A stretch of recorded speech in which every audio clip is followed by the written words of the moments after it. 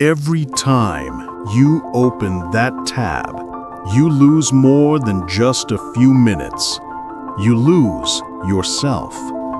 That feeling of shame after, of regret. That voice in your head asking, why did I do that? Why am I weak? Why can't I just be better? No matter how long you try, no matter how hard you fight, you keep falling back into it. Like there's no escape. Like it's stronger than you. But it's not. You've just let it take over you like a virus. A virus worse than being a zombie. The lack of control virus. And without control, what are we as men? Who are we? We are weak. We are fragile. But we always have a choice.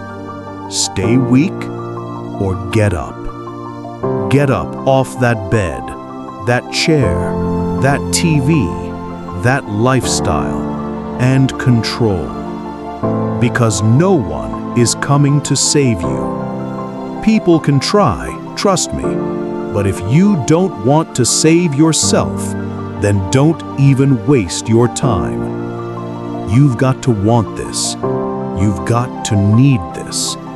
You've got to want to be better, to do better, to feel better.